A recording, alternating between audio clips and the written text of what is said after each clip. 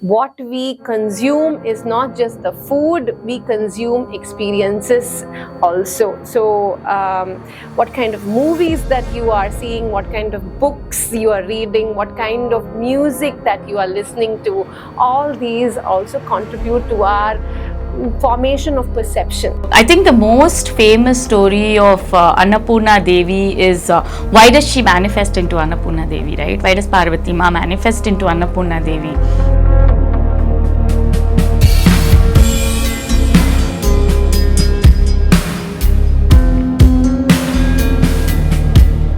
So Dipali, for this segment, the Jwala's production team has planned something fun for us, okay?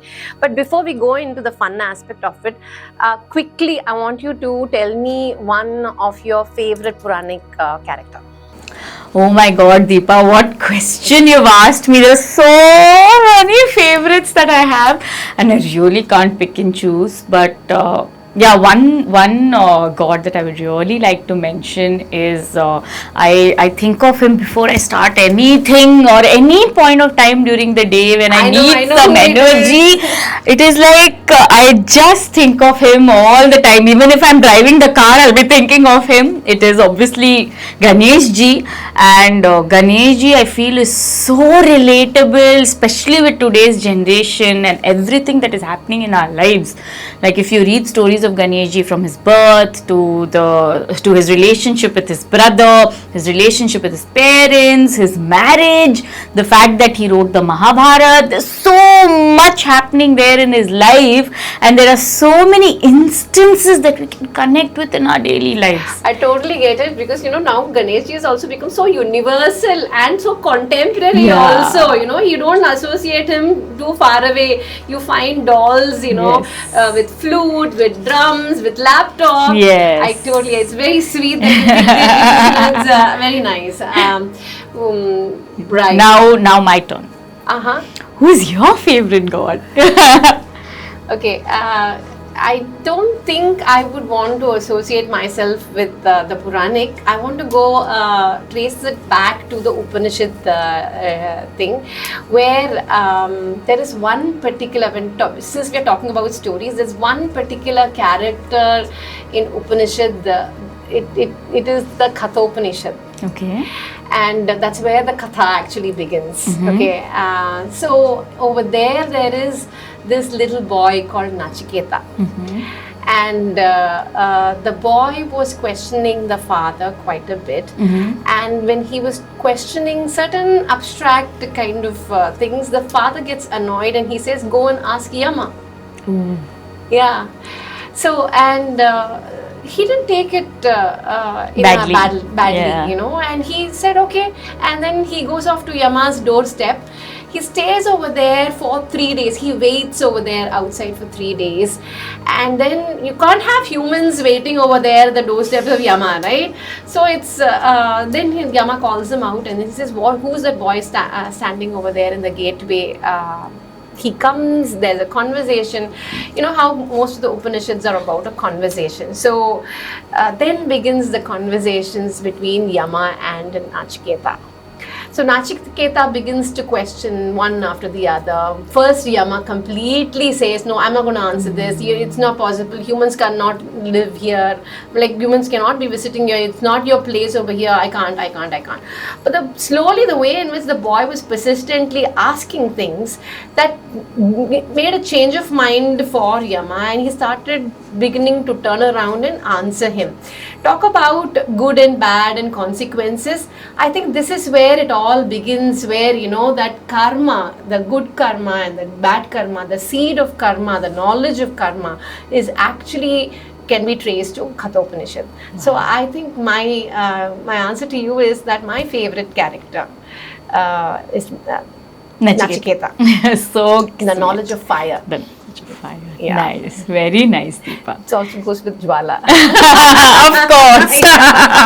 Of course, I feel sometimes we actually associate so much with the brand that we make that it talks so much about ourselves as human beings as well. Absolutely. So okay, now let's go to the fun segment. We have picked up 3 cards from your own story cards. I can Right. see they're kept here. Right. Yes. So let's pick. I want you to tell the story while I'll interpret it in a much more deeper manner. How does it sound? Sure. Sounds great. Okay. Super. So who wants to pick? You want to pick? No. You go ahead. I pick? Yeah. Okay. Which one do I pick? Okay. Okay, I'll pick this. Okay, so... Oh, it starts with A. So yeah, A for Annapurna Devi. I think this is also mine and my son's. Both our favorites. Is it? Because every time he leaves some leftover food, I'll be like, Annapurna Devi gussa ho jayegi. Nice. So yeah, I think the most famous story of Annapurna Devi is why does she manifest into Annapurna Devi, right? Why does Parvati Ma manifest into Annapurna Devi? Is because at a point in time Shivji decides, like, you know, he gets so involved in people praying and meditating and looking for bigger truths of life that he says things like food, materialistic things are an illusion, they are not needed anymore, and people also start thinking like that. And then suddenly, you know, one fine day Parvati Ma is like, people are hungry, what do we do? And that's when she manifests into Annapurna Devi with a ladle in one hand and the food in the other hand. And Shivji himself, he sees her, and then he becomes a person who takes a bowl and then he goes and asks her for food. So tells us so much about, you know, the importance of food, importance of respecting that food, respecting the aspect what nourishes us. So I think that is like my most favorite stories. Very interesting how you brought that in, because when we take Taittiriya Upanishad, there are 3 segments in it. And one of the segment is Brahmananda Valli. And most of the Upanishads are talking about a certain meditation or a certain upavas you have to follow. Okay, and in that, in Bhrigu it is it is talking constantly about Annam. So it starts with Annam Nanindya Tat Vratam. Don't waste food. And the third one is Annam Bahukurvita Tad Vratam. Okay, this particular line has been taken as the motto for I think the government of agriculture for us, which means that Annam Bahukurvita is the plentifulness of the Annam that this land produces. Wow. Yes.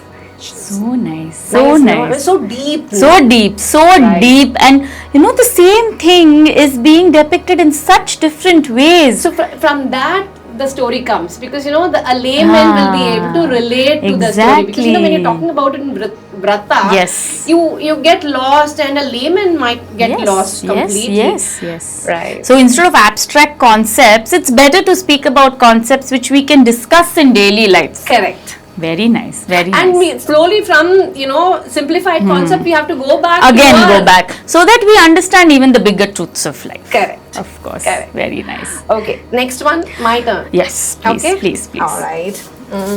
I'm going to close my eyes and see. Okay. Oh, Indradev! Very complex guy. Yeah, especially I think he should be the brand ambassador of what we were talking about, right? Good, bad, negative, positive, both of them, right? So, What story are you going to tell us about Indra? Indradev, I think I'm gonna tell the story of Ahilya Bai. If so, I'm sure a lot of us know the story, but let me just iterate it again. So Ahilya Bai was very beautiful. She was the wife of a sage, right? You know, when you say Ahilya Bai, it reminds me of the queen of Maheshwar. Yes. Yeah. Ahilya Devi. Yes. Yeah. So what happens is, obviously she's very beautiful. She's the wife of a very revered sage, and Indradev, in his naughty moments, sees her and he wants to be with her. Desires her. He wants to be with her. So that's when the sage goes, and Indradev, takes the form of the sage, because he could take illusionary forms, and he goes and spends time with her, and then he comes back, and when the sage gets to know about this, he is cursed by the sage. saying you will have all the yonis, around 1,000 yonis around your body. Then Indradev gets very, like, I think he does understand the importance of what happened and the consequences he has to face. And I think as a Paschatap, he apologizes and then he goes finally to Brahmaji and then he says, Brahmaji, please, I understand it's a mistake that I did, but you need to do something about these yonis. I can't go around having yonis all over my body. I'm the god, the king of the gods. Right. So then Brahmaji, he says, a curse is a curse. You have done something, you have to go and live with the consequences. But yes, we can reduce the consequences a little bit. Instead of the yonis, he transforms them into eyes. And that's how Indradev ends up having 1,000 eyes all over his body. Right. In order to remind him that desire and what you set your eyes on, you cannot always have. Okay. Now, what do I relate it to? Well, there is this one particular mantra. It's called Lagunyasam. In that, many things will keep coming, and when it comes to Indra, it goes like this: Indro me bale shritaha, like that. Okay, so here connecting it to the stories, the bhala of that has been described of Indra is the sense organs, and the yonis that you're talking about is the sensation that organs are giving. Particularly, that's the twak, which is the touch, the sparsha of it. Okay, so the experiences through the senses that we take inside of the external, and what we are going to turn it around, whether it's going to be a bala or not so bala. That's why experiences are so very important in our life. What we consume is not just the food, we consume experiences also. So what kind of movies that you are seeing, what kind of books you are reading, what kind of music that you are listening to, all these also contribute to our formation of perception. So it's very closely related to the perception. So now the last one goes to you. The last one goes to me. Yeah, the last one. So I think the production team has given me a last one. So which is C for Chandra. Chandradev. So yeah, Chandradev, the moon god that we see every day at night, almost every day. Right. But I want to tell the story to our viewers of why is it that we see him almost every day. Like the story of why the moon waxes and wanes. Okay. So the story goes like Chandradev ends up marrying all the daughters of Daksh Prajapati. Correct. And he ends up favoring one of the daughters, Rohini. So what happens is, because of that, the other daughters and go and complain to their father, Daksh, that he only favors Rohini. Now Daksh tries to make Chandradev understand that you can't do that and all. But Chandradev just doesn't care. Neglects the advice. Yes, he's like, no, I will do what I want. Because of that, Daksh Prajapati ends up cursing him. Correct. That you are so proud of yourself, you will vanish. Now, when that happens, Chandradev goes crying to Shivji. And as usual, if they have some problem, then they'll go running to one of these. They'll go running to Shivji or Vishnu Bhagwan or Brahmaji. Correct. Running to Shivji. Shivji, please help me. My father-in-law has cursed me. So Shivji hears everything and he says, okay, Chandra, you did a mistake. Now you have to face the consequences. Right. Fine. The best I can do is, I can give you a position in my head, in my jata. And obviously you have been cursed to disappear. So you will have to.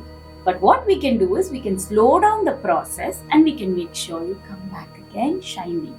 So that's the story of how the moon waxes and wanes. Why the moon waxes and wanes. Right. So now when you talk about Chandra as an, how do we understand it? Why does he pick it up and put it on his head, Shivji? Well, because the moon is very constantly associated with the way in which the mind functions. The mind is fickle. Okay? It cannot sit in one place. The waxing and the waning is the way in which the mind is, like that. Interesting. Yeah, the like it's like a curve that goes up and down, up and down. It's not able to stay in the same place. It is always wavering. We are constantly wavering in our thoughts. So that's what it signifies. And a full moon is to imply that like you are completely understanding. A decision is made when you're in a very holistic understanding of what you are. The mind is in a holistic place. At the same time, no moon is also a very good place, because you're not having kachada thoughts inside of you. So without a kachada, all those things, you're able to see.